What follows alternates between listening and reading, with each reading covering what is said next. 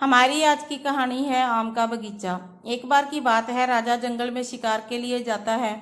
राजा का घोड़ा शेर को समीप में देखकर इतना तेज दौड़ता है कि उसके सारे सैनिक इधर उधर हो जाते हैं। राजा अकेला ही जंगल में पहुंच जाता है। राजा जैसे तैसे अपनी जान बचाता है और वापस अपने राज्य की ओर जाने लगता है।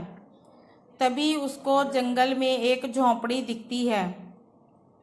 राजा उस झोंपड़ी में जाता है और रात रुकने की अनुमति मांगता है। राजा को देखकर उस झोंपड़ी में रहने वाला व्यक्ति राजा का जितना हो सकता है आदर सत्कार करता है और कहता है कि महाराज, मैं एक गरीब आदमी हूँ, मैं बस आपकी इतनी ही सेवा कर सकता हूँ। राजा उस आदमी से पूछता है कि तुम अपनी जीविका के लिए क्या काम करते हो। वह व्यक्ति राजा से कहता है कि मैं जंगल की लकड़ी जलाकर उसका कोयला बेचता हूँ। राजा उसकी सेवा से खुश होते हैं और कहते हैं कि मैं तुमको अपने आम का एक बगीचा देता हूँ, अब तुम अपना गुजर बसर आराम से कर सकते हो। दूसरे दिन जब राजा दरबार पहुँच जाता है तो उस व्यक्ति को एक आम का बड़ा बगीचा दे देता है। राजा उस आदमी को बगीचा देकर भूल जाता है।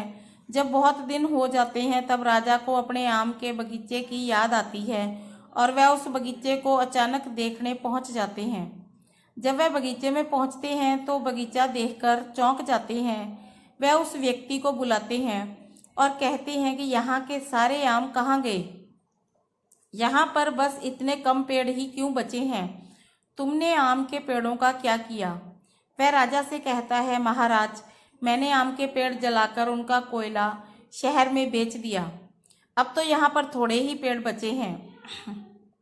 महाराज को उस व्यक्ति की बातों पर बहुत गुस्सा आता है और फिर वह उसको समझाते हैं कि अरे मूर्ख आदमी, आम के पेड़ जलाकर नहीं बेचना था, इसमें लगे फल जाकर बाजार में बेचने थे। अब तुम फिर से दोबारा आम के पेड़ लगाओगे और जो बचे हुए पेड़ हैं उनके आम जाकर शहर में बेचो और देखो कि तुम्हें कितना मुनाफा होता है। राजा की बात सुनकर व्यक्ति ऐसा ही करता है और जब वह एक टोकरी आम बेचकर आता है तब उसे पता लगता है कि आम बेचने में कितना मुनाफा होता है और उसे साथ ही अपनी गलती का भी एहसास होता है। तो दोस्तों, हमें इस कहानी से शिक्षा मिलती है कि मूर्ख व्यक्ति कभी वस्तुओं का सही अंदाजा नहीं लगा सकता। जो व्यक्ति मेहनत करके किसी चीज को प्राप्त करता है वह व्यक्ति उसका सही मूल्य लगा सकता है।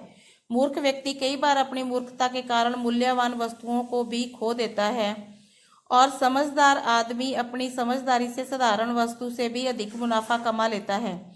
इसलिए हमें कोई भी काम करने से पहले उसके बारे में संपूर्ण जानकारी एकत्रित कर लेनी चाहिए।